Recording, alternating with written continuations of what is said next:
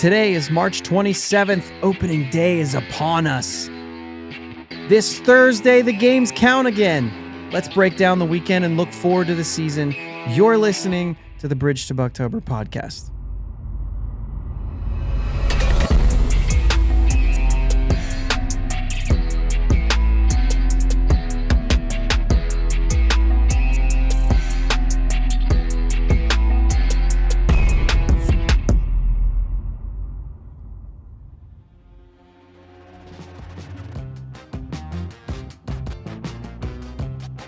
Yins, guys. Thank you for listening to the Bridge to Buctober podcast, where we talk all about them Pittsburgh Pirates and that.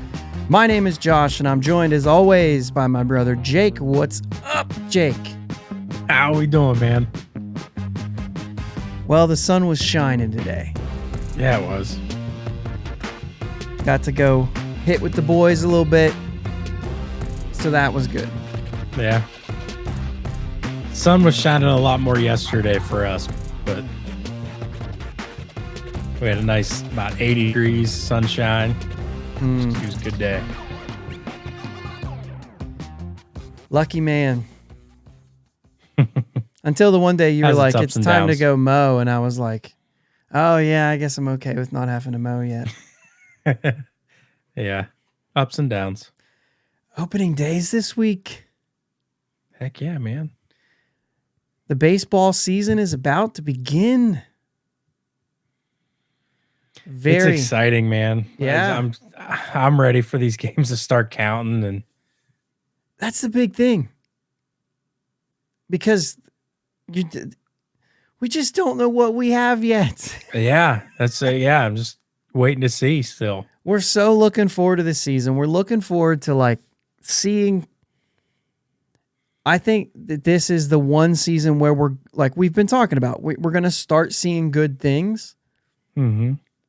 But we just don't know how much of it. And could it crash and burn? Yeah, we understand it could crash and burn.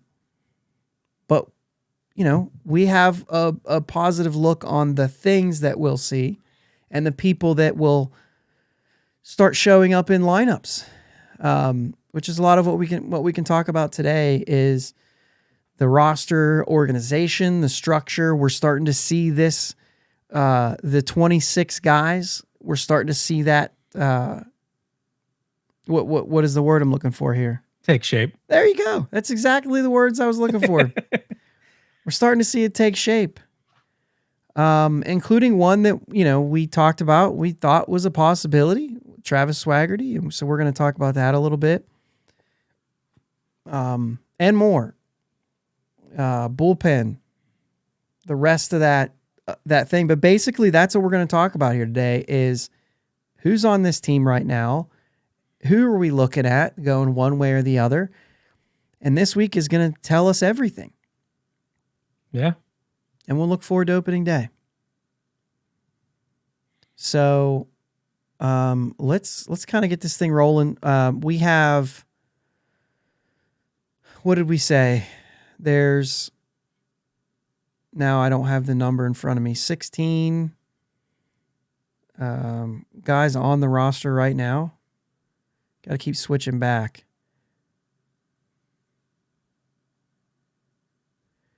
There's 13 and 16. There's 16 pitchers, 13 position players. Two of those, I believe they've said Robert Stevenson will start off on the injured list. I think I saw that too. If not, we think he will anyway. I mean, we've only seen him once, right? Right. So he'll start. And then obviously Harlan Garcia is going to start on there.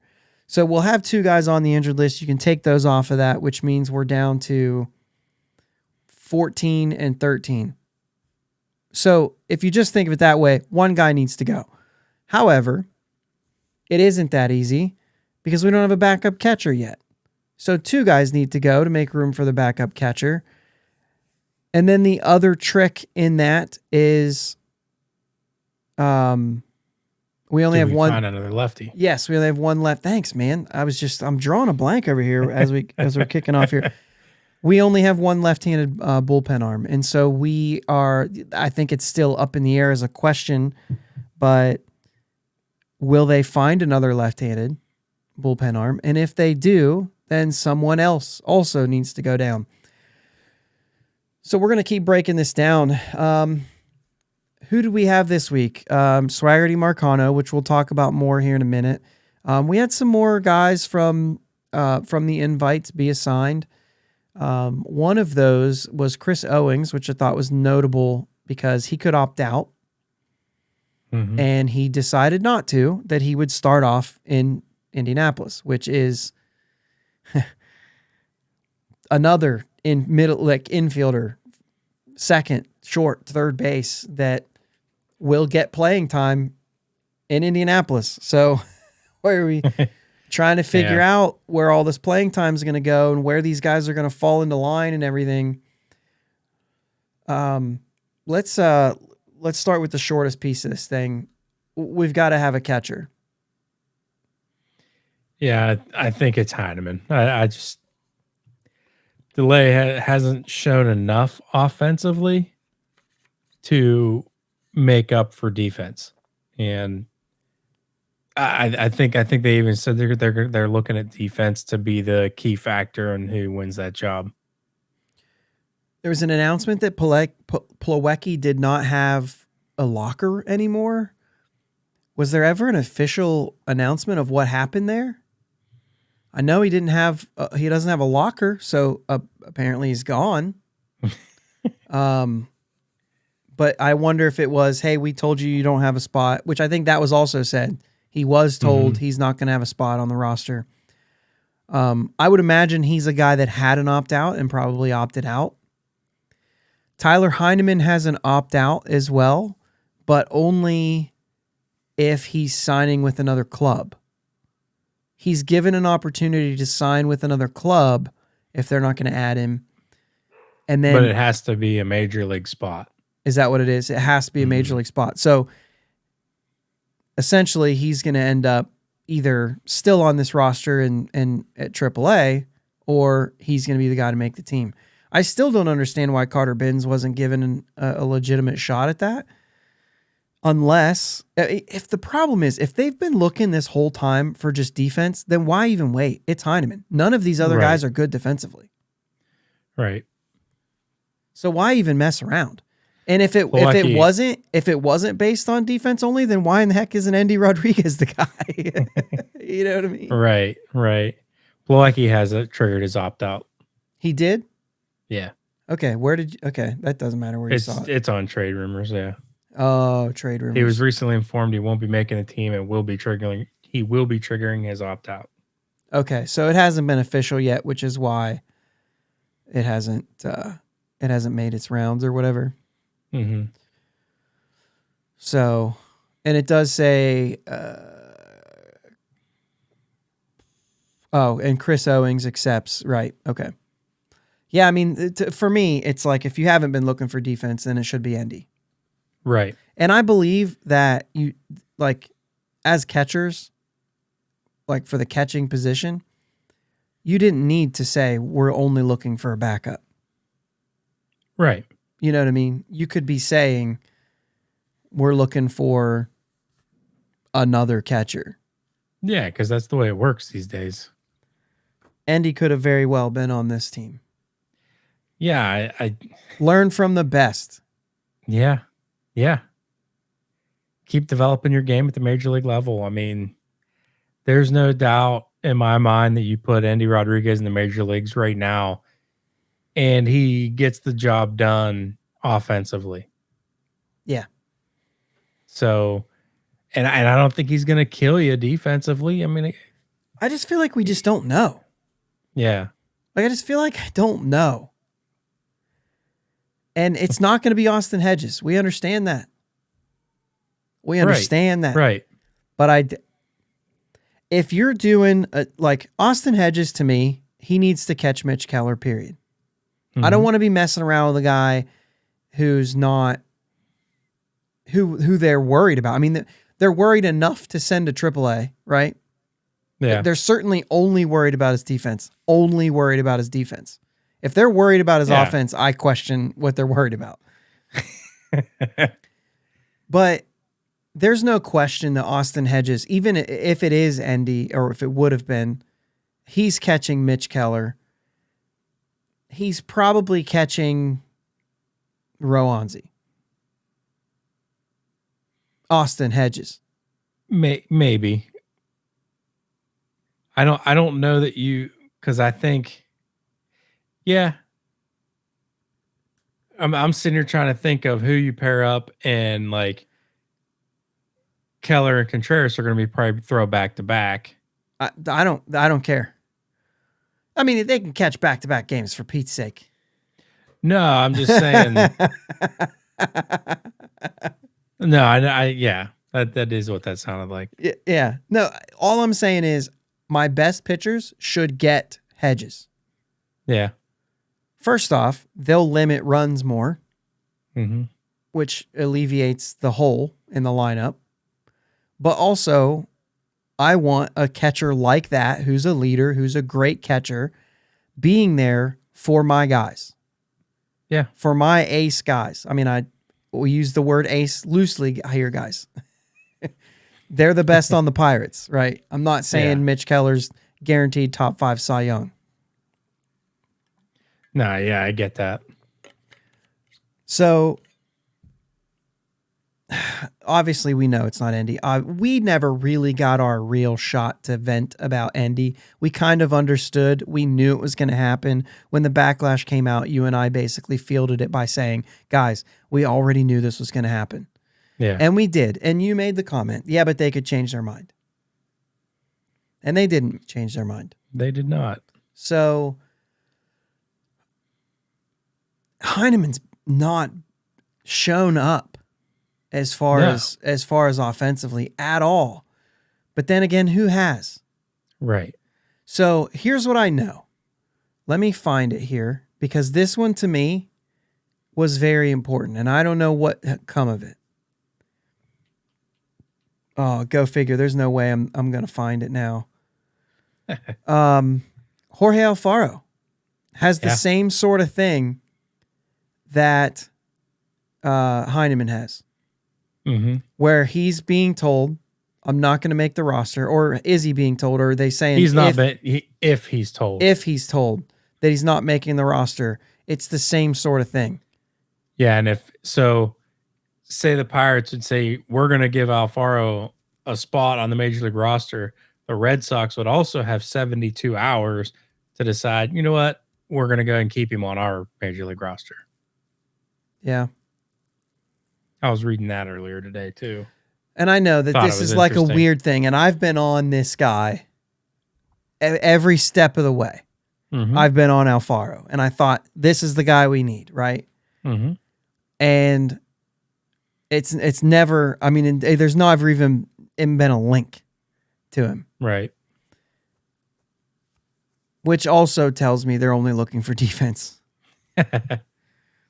I guess. But anyway, it's the same sort of thing. And I'm just sitting here, I'm looking at these guys and I'm like, why can't we just do that? Give us some offense on those days.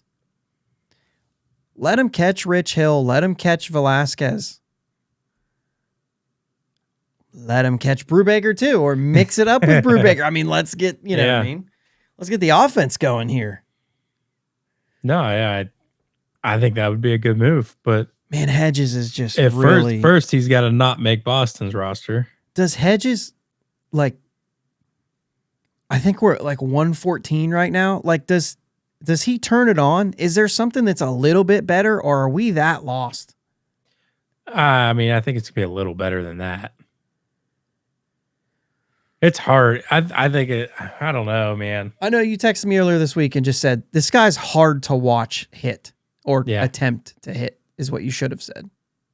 But I know what you mean. His at-bats are hard to watch. Yeah. And I hope something clicks at one point, because he is like, he's a veteran, and veterans just approach spring training completely different. Yeah. I just find it hard to believe he's going to catch more than, 2 guys or 3 guys, 3 days a week. But I don't know. The other thing is we talk about this rotation and how it can actually be good this year. Part of the reason that a rotation can be better is with a catcher like Hedges. He has the ability to make his starting pitching better.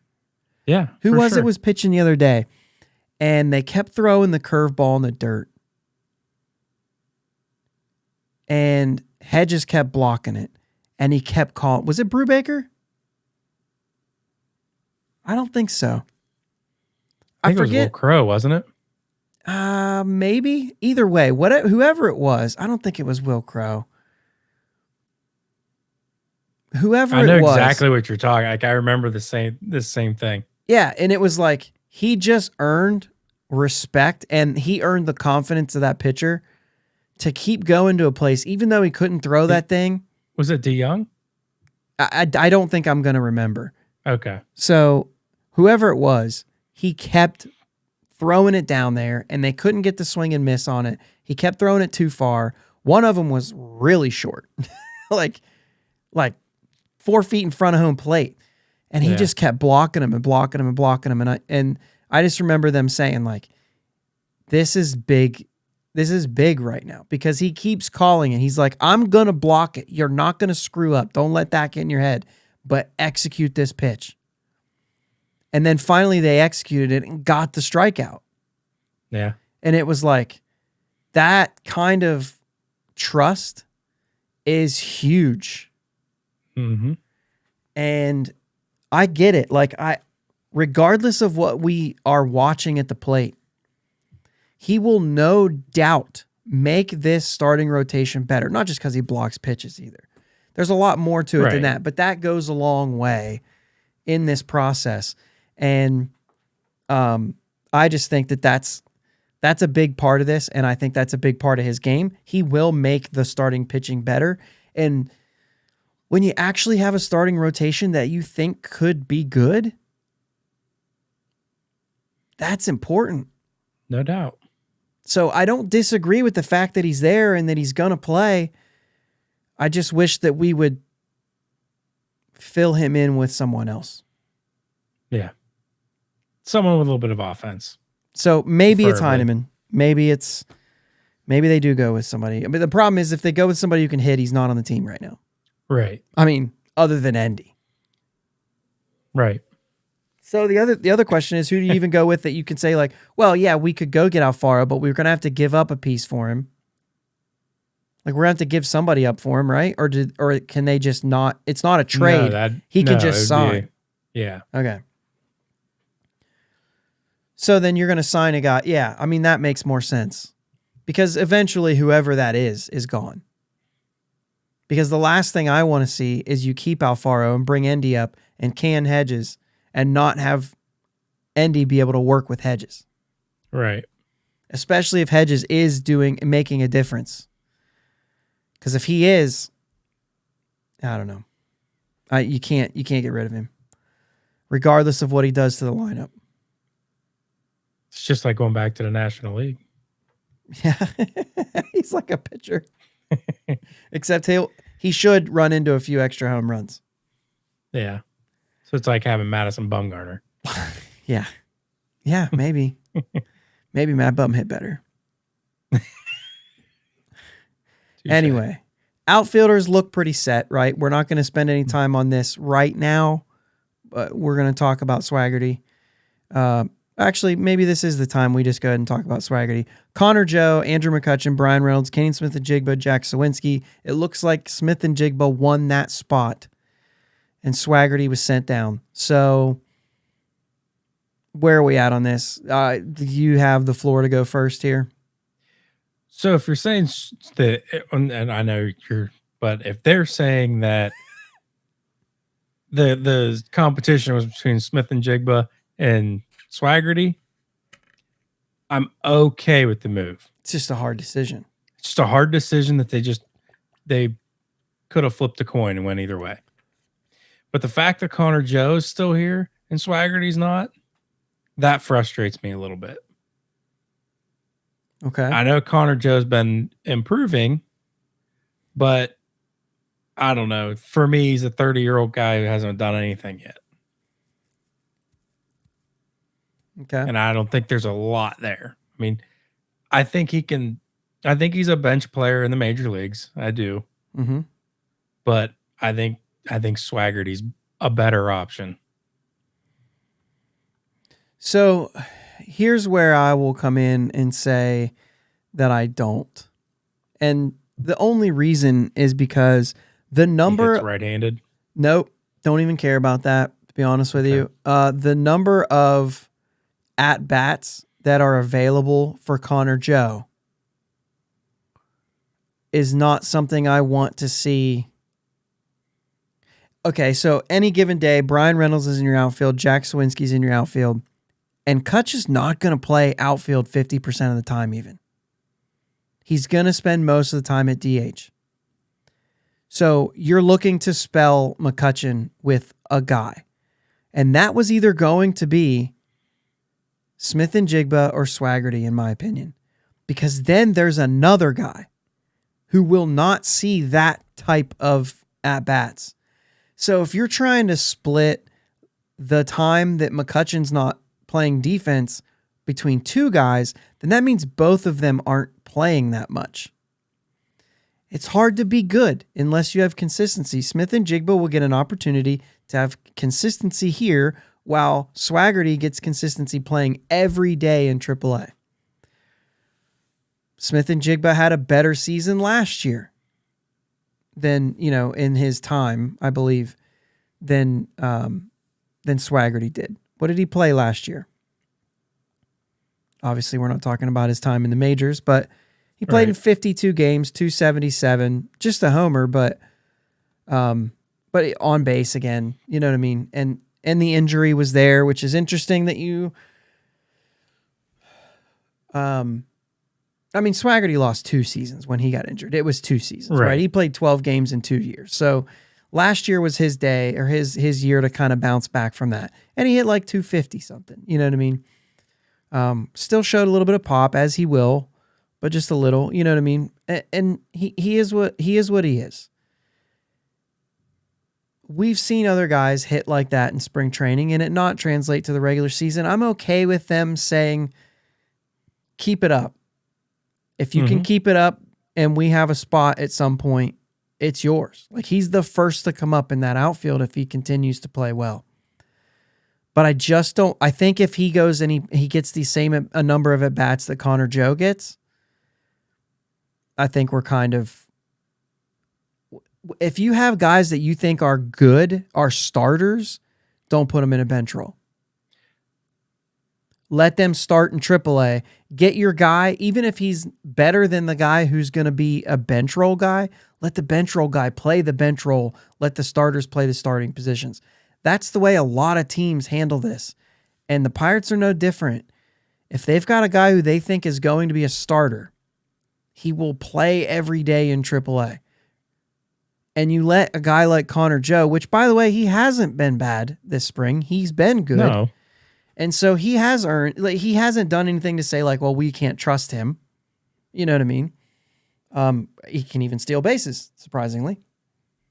But he can also play first base. Shouldn't be surprised. If you're playing outfield, it shouldn't be surprising that you can steal a base. Yeah, but he's a corner outfield first baseman. It's a little bit surprising to me. I didn't realize he was going to... I mean, McCutchen doesn't steal bases, and he's blazing fast. He still doesn't steal bases. I think stealing bases is different than being fast. You know what I mean? Yeah. But anyway, Reynolds or Sawinski in center? I think they're going to start with Reynolds. Do you? I don't know. Flip a coin. Yeah, flip a coin. They're gonna make that call. I think it's Sawinski. And I'm okay either way they go. I think Brian Reynolds could be a very good left fielder. I think he's a decent center fielder. But I'm not sure that I'm not the same on Sawinski. Right. I think he could be a very good right fielder. I don't know. Put Swaggerty in center, and I think that's your best outfield. Absolutely. So I really liked, just to finish, I really liked Swaggerty's spring. I think I was kind of rooting for him to get it, even though, man, I got no beef with Kanan Smith and Jigba getting it. He's been so good too. It's been a different kind of good, but he's been so good. Yeah, absolutely not at all bummed that he made the major league team. Right. And I do like the fact that they're not just going to bury Sawinski on the major league roster. That's the other thing. Okay, so moving to the infield, Carlos Santana's there, Hayes is there, Cruz is there, Choi's there. One guy has to go. They've got 13 guys on offense right now. We've already said the outfielders are what they are. There's only one catcher. So we've got to get another catcher on this roster, which means one of these infielders has to go. It's either going to be Ji-Hwan Bae, Rodolfo Castro, or it's going to be Mark Mathias. So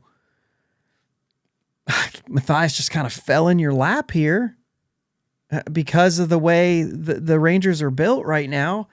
And sure, we haven't seen a whole lot of him, but like he's had success.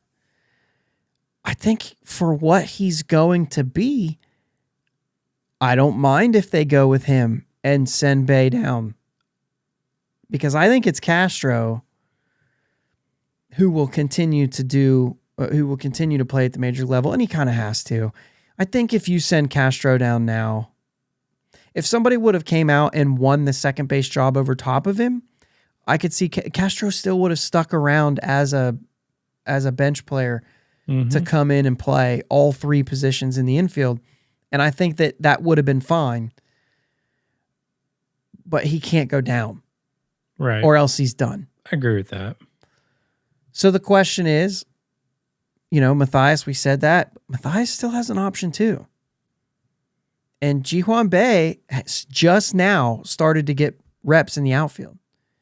Now, if you ask me, the fact that he's getting reps in the outfield leans me towards saying he's going to make this team as that utility guy where he can play some different positions.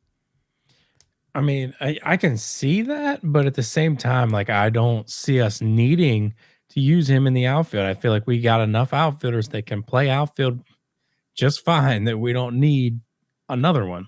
Well, Mathias is the same thing, though. He can play corner outfield. He can play second and third. You know what I'm saying? Where Ji-Hwan Bae is like, I can play second and short, but if he sprinkles in center field, then when you're looking at that, you do want to make sure that there's enough guys there. Right now, we have Sawinski and Reynolds who can play center field.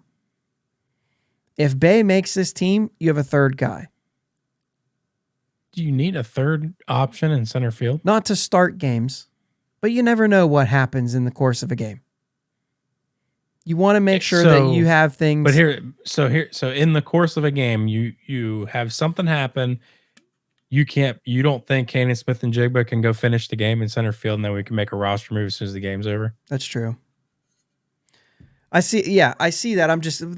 Ji-Hwan Bae's only played center, so I went to center field. You know what I mean? No, in general, any I of would the say outfield spot though. But the same thing with Mark Mathias. Like you could just put him in the outfield and you'd be done. Where you're not going to put Choi or Santana in the outfield. No, you know what I'm saying. So you want one of those bench roll guys to just be able to file in, and you know what I mean. Mathias, I'm not gonna. I was thinking maybe even he played some first. So then you have the whole Connor Joe plays outfield, Mathias can play first. You know what I'm saying? Where you just so you end up adding a little bit of versatility. In that case, he has played a tiny bit of first, 27 innings, right? More than he's played at third though, which is actually kind of interesting. But I just don't know. To me personally, I have a different. I know some people believe that Bae is got a higher ceiling than I do. I think his role on a team is kind of this utility backup. I can fill in up the middle. Period. You know what I'm saying? Yeah. I mean, I'm sure he can play third too. I don't know. You know what I mean? Like that's not. Yeah. On this team, he probably wouldn't have to because they would just play him at second and Castro at third. But to just say, like, as a major league player, I feel like that's his role. Yeah. And by all means, though, I feel like he's a major leaguer. I don't know. I can see it being Bae or Mathias going down. Age-wise, they could go with Mathias and let Bae go down and kind of get going because he's not going right now. And I know that, like, I've seen a couple people say recently, like, no, Bae's really been doing well lately. And I'm like, I'm not seeing that. Like he's starting to hit, but he hasn't had he's had an awful spring. It's been miserable.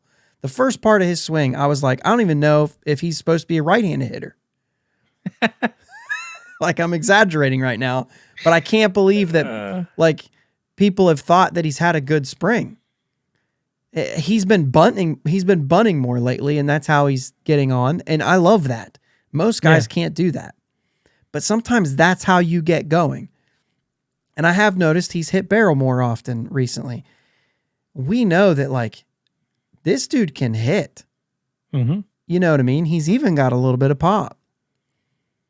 So I would much rather get him going before giving him that role. Where, well, of course, the problem is I don't know anything about Mark Mathias. Right. So I don't know even how to compare that to, but we do know a little bit about Bay. He didn't spend a lot of time in the majors last year, so I don't feel like it's going to kill him, like it's going to hurt his ego or anything to start the year in AAA. If he gets moving, they'll find a spot for him.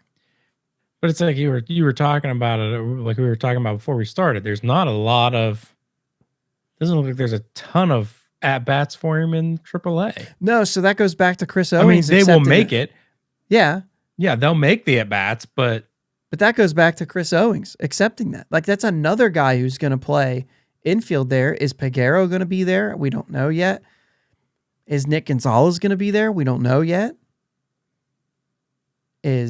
Marcano's there, but where's he going to be playing? He's going to get his at bats. So, there's a lot of guys in the mix, and we've already seen this as we, before we get into pitching here, we've already heard the announcement that Endy will be the AAA catcher, and Endy Davis and Henry Rodriguez, and Henry Davis will be the AA catcher in Altoona. And they basically said, we want them to be the everyday catchers, and they both can't do that. So. Yep. They had a plan. They're sticking to it. Yep, they're sticking to it. And so it's the same sort of thing. Like, is Nick Gonzalez going to end up starting off in Altoona again? You know what I mean? Are you going to end up seeing Peguero in Altoona again? And does that hurt their progression? I don't think it does if they know why. Yeah. Playing is better than not playing, no matter where you're doing it. Right.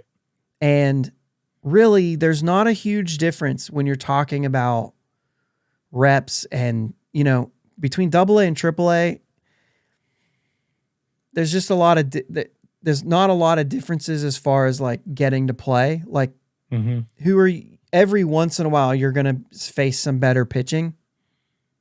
And then every once in a while in AA, you're going to face guys that you would never face. Like the floor's lower and the ceiling's higher in AAA. But that average guy you're facing is a lot of times pretty similar. Yeah. At least I think so. And I could be wrong about that. But I think there's something to be said about getting reps in AAA as being one step away. So unless the team communicates, you're still one step away, which neither one of those guys would think they are. So I don't even know why that matters. They are 2 steps away. There's guys ahead of them. Yeah. All right, so let's move into pitching now. I think we've said all that we needed to say there. Marcano, we didn't talk about Marcano. He's clearly, he's been sent to AAA as well, out of this second base mix, and I think that's no surprise to anybody. Right. Okay. I just wanted to make sure that you were there too. No. Yep. All right. So pitching, we obviously have. I think this is almost impossible. I really do. I actually don't like what I've seen from Will Crow. However, you never know what he's doing. Right. Will he just show up and say, "Psych, I was just doing that crap, and now I'm just going to throw my change up again"? Right. You know what I mean? I haven't seen. How much he's throwing it right now and if he's trying different things, I don't know, but looks like he's getting hit a little bit. Yuri De Los Santos has not been super sharp, so I think maybe he's an option.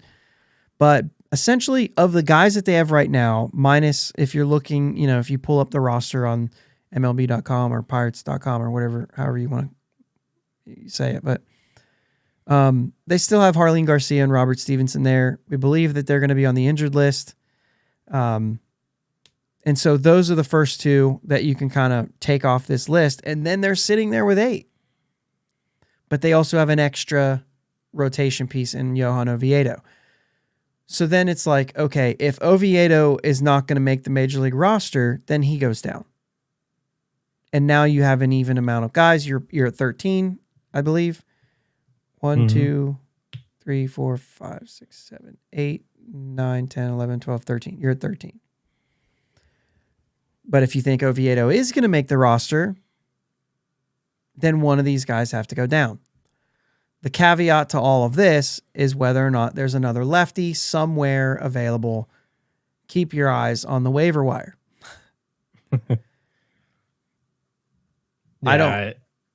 It's hard because even if the guy is getting released, is he going to help?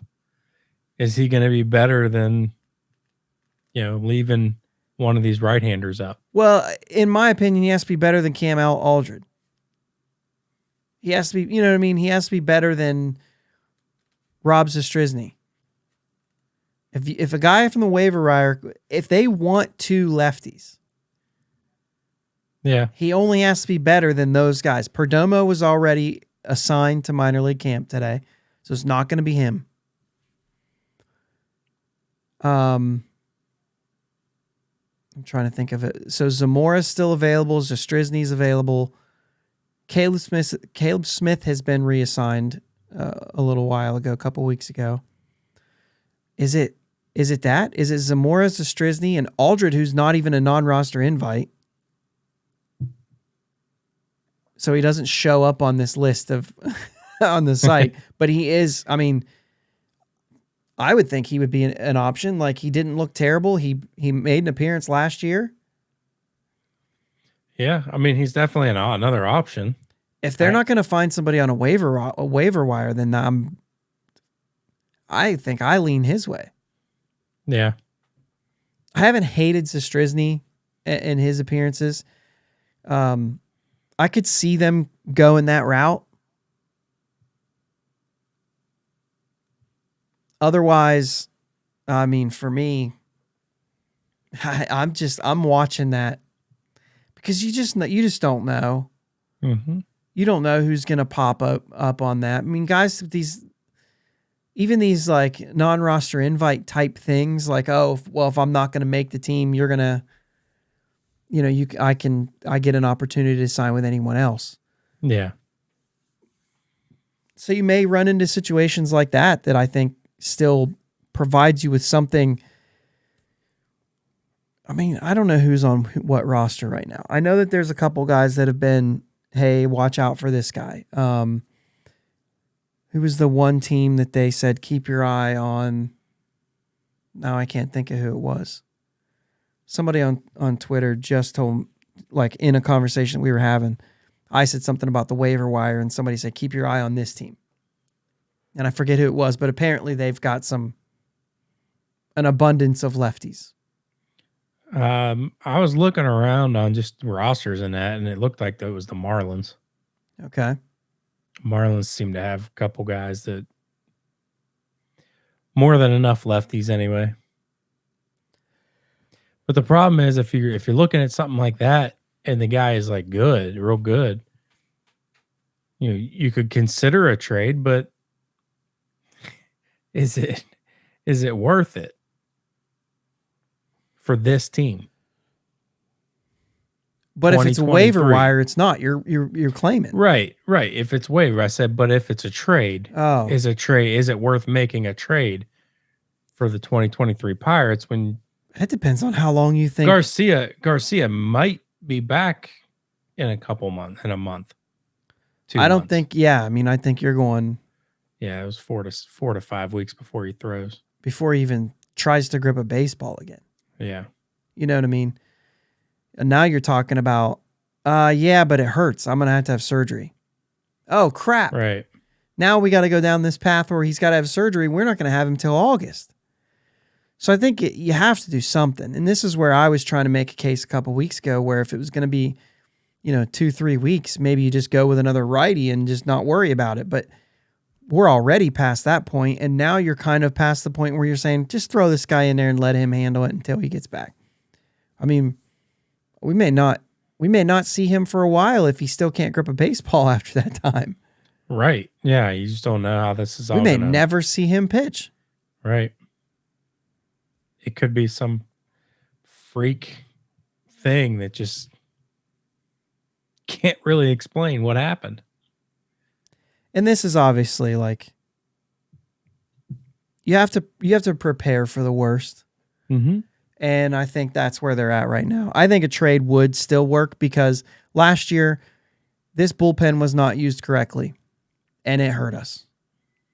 And it played a big part in why the season went the way it did. I think that they owe it to the rest of this roster to make sure that there's a lefty on this roster. Maybe they're thinking in that way. And obviously they know more than we do. So they're making their decisions.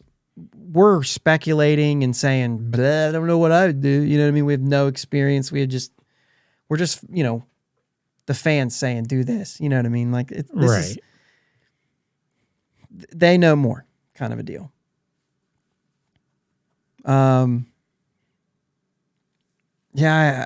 Oviedo looked good in his last outing. I don't know if he's going to make the team or not. So maybe it's just Oviedo goes down and you don't have to worry about two guys going away in the bullpen, which is what I was looking at. I think it's Yeri that goes down. De Los Santos is probably the least sharp of the group. I think he makes way for the lefty. He won't be down long. And there's some guys that are in the picture. Robert Stevenson, when he comes back, it's going to probably depend on, that's going to be the first big test. If Dauri Moreta is being used and he looks good still, they're going to be hard pressed to just send him down. Right. If you got a guy like Will Crow getting beat up or Chase DeYoung hasn't looked awesome this spring, if he's getting beat up, when Robert Stevenson is ready to come back, I don't know that it's an easy call to just say, all right, Moreta, you go down because you're the young guy. You know what I mean? Yeah. Because they're going to start depending on these guys. If you want to start being competitive, then you have to start showing that you're willing to keep a guy up that's performing.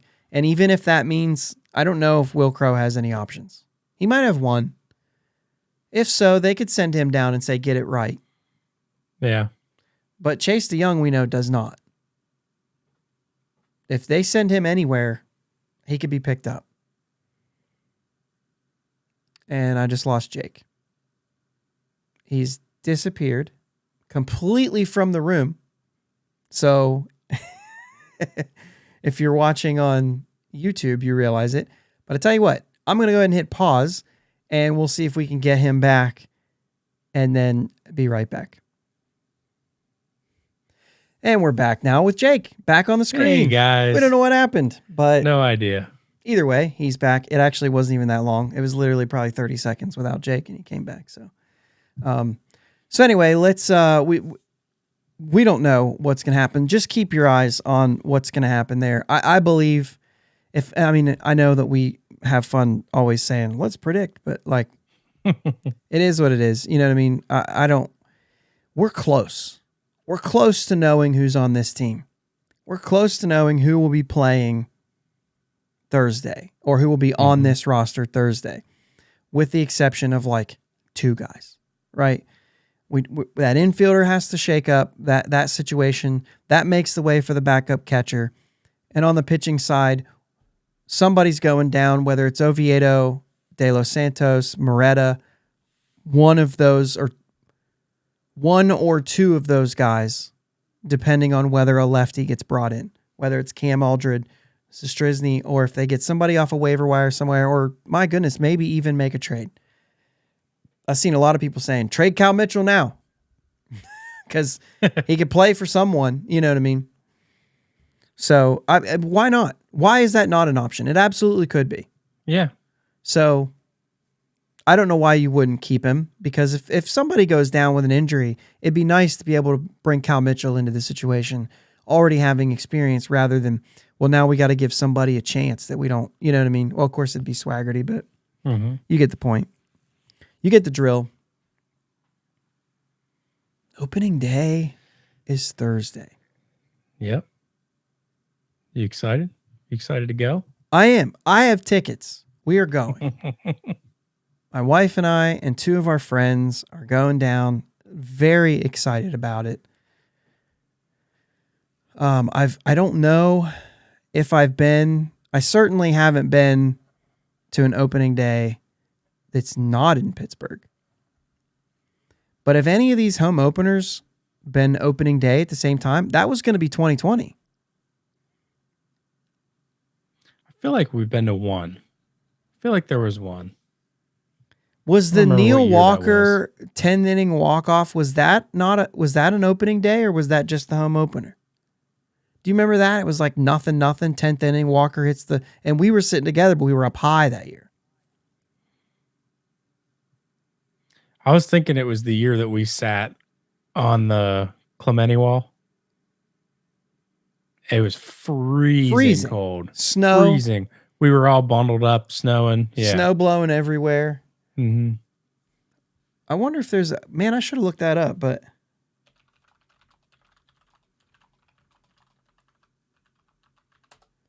I don't even know if that's Pittsburgh Pirates opening day history. Is that real? Is it that easy? You can Google anything, man. And we're looking at 2022 versus the Chicago Cubs. Okay, so how do you know where it was at? They're all versus. None of them say at. Then does it all start with Pittsburgh? Well, these are all Pittsburgh. These are all the Pirates opening days. Right, but are they all starting with Pirates versus? It doesn't even say Pirates. It just says versus Cubs. I got you. So if I can find the quickest way, it looks like this is opening up the Cubs season. That's garbage. It doesn't say where it's at. Let me go back. MLB opening day history. Starting pitchers. Man, I don't have any idea. There's the home openers. Oh, opening day starters. Whew. Oh, this will work. Because it says at. Versus St. Louis 2016. Versus St. Louis. Liriano pitched. Sunday, April 3rd. Sunday? We started a season on Sunday? I guess maybe. That feels weird. Yeah. Well, remember opening day used to be that opening day was not everybody played on opening day. Oh. Everybody's opening day, like not everybody's used to be, but it wasn't all one day like it is now. Yeah, so this was a 1 o'clock game. 2006. I mean, we were there for sure. Mm-hmm. We won 4-1. Liriano pitched, so that would have been it. What was it? 39 degrees. That might be it. No, that's probably not it because weren't they playing Atlanta? I don't remember. No, we've never opened up with Atlanta. At the home opener? Yeah. Well, like your whole in-law family was there. Oh, maybe not. Mm-mm. Okay. Sorry. Everybody's like, dudes, just get with it. So 2016. So that's the last time that we had an opening day in Pittsburgh. And so I have been to one. Because we've been every year since 2014.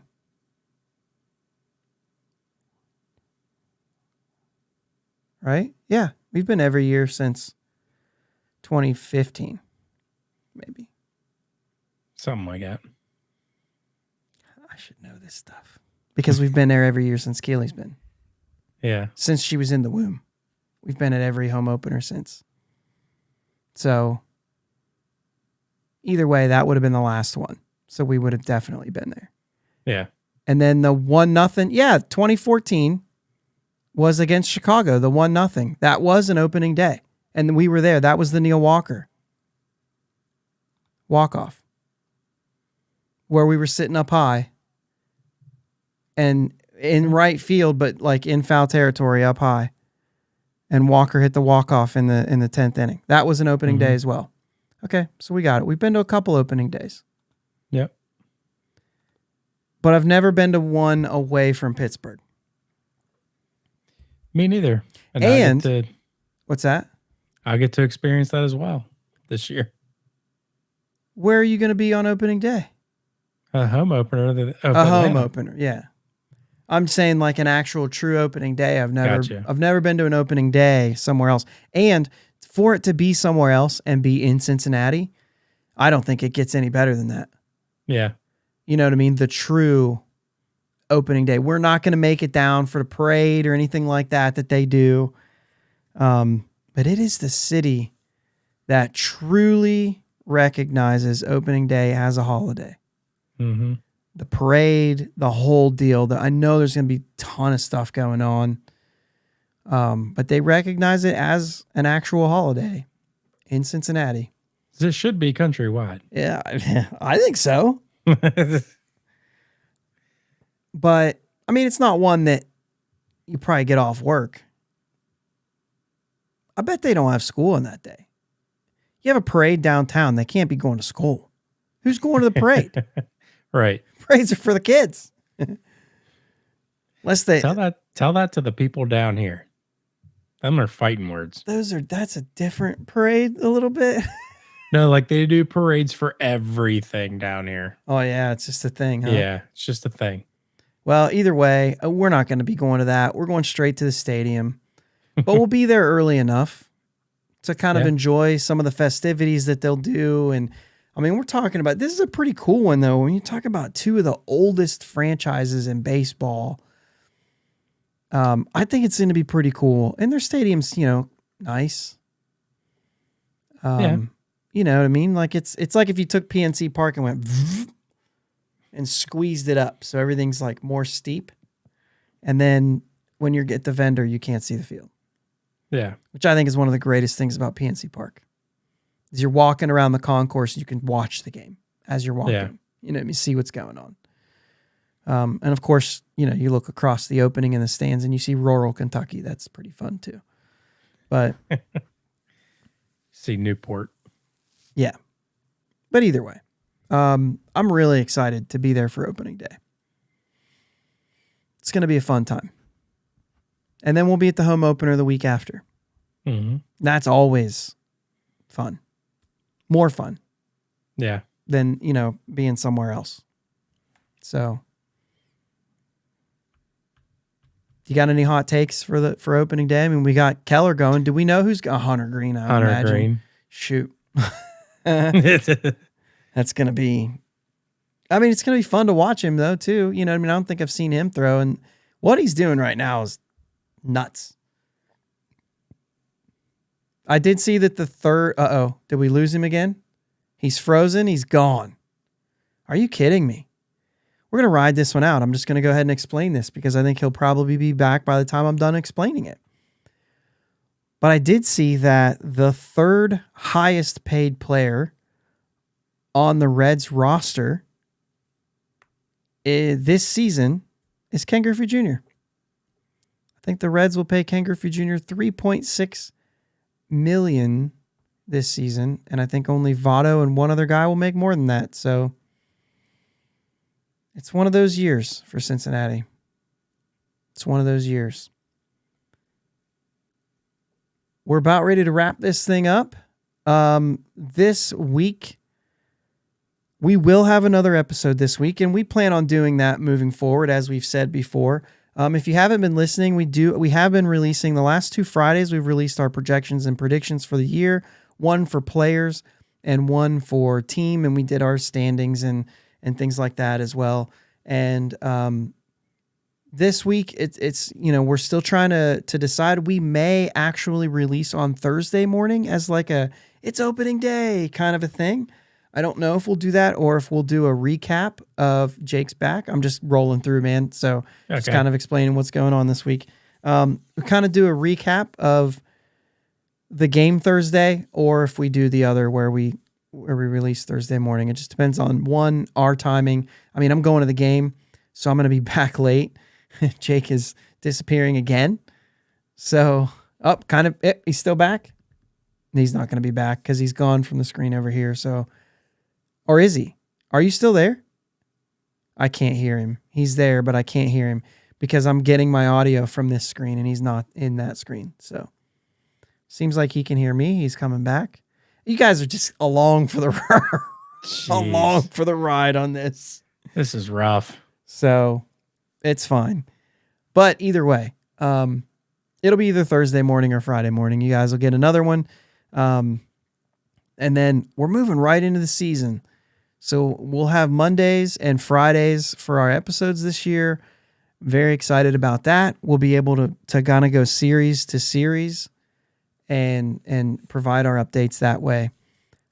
If Jake can stay connected, are you there? I'm here. He is there. Yep. We are good to go. Do you have anything to close us out? Let's go Bucks. Let's get this year started. Let's go, man. I'm amped. I'm ready for the actual season to start. Let's go. Yeah. Gauntlet the first month. Mm-hmm. So if we can come out of that thing, playing good baseball, I think that's going to set the tone for the rest of the year. But if it's bad, hang on. It could get better. It is a gauntlet in this first month. And so it could still get better after that. As far as this week goes, there's a game Monday and a game Tuesday, both of them against the Twins, both of them around 1:00.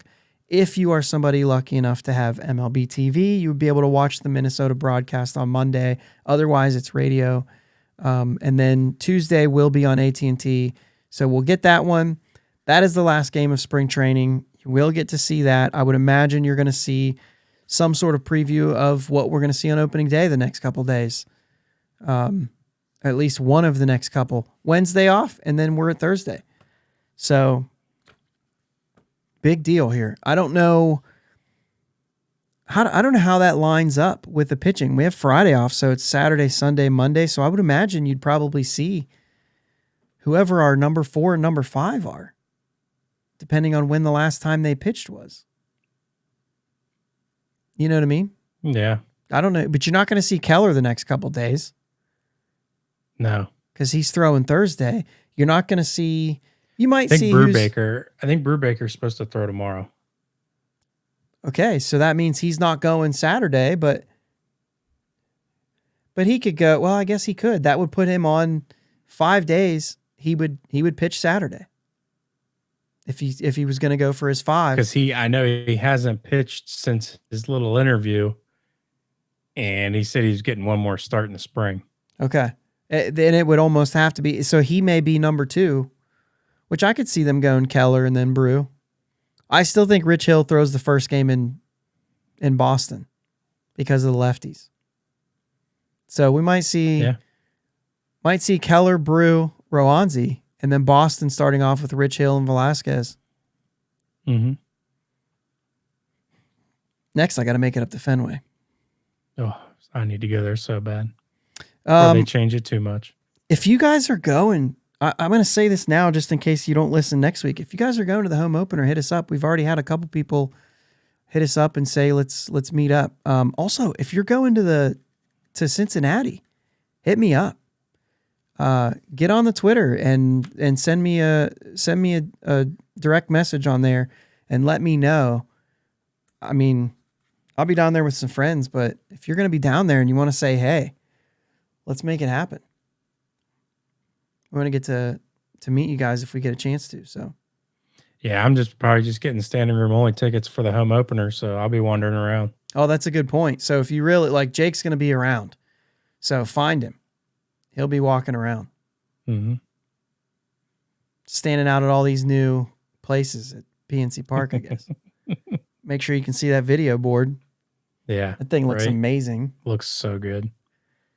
And for all of you, I mean, listen, I said we're going to wrap this thing up, but seriously, last thing here, for all of you saying, wow, we should have done Reynolds good on that. Well, we should be doing both. Yeah. That video board is long overdue. Yeah. One of the last teams to go to an HD video board. Yeah. I've So- been saying it for years. And they did it exactly the way everybody has been saying to do it. Yep. You don't have to change the view at all.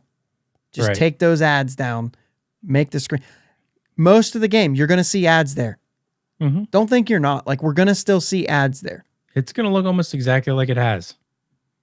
until they Until show they go to show replay or video. till they show the Pirates of the Caribbean clip. yeah, Let's go. hoist the colors Yes. on that screen is going to be awesome. Yeah. All right. That's all I have. Once again, it's either going to be Thursday or Friday, but there will be one more show this week. Opening day. The games are going to count this Thursday. Let's go. Let's go, Bucks. Let's go, Bucks.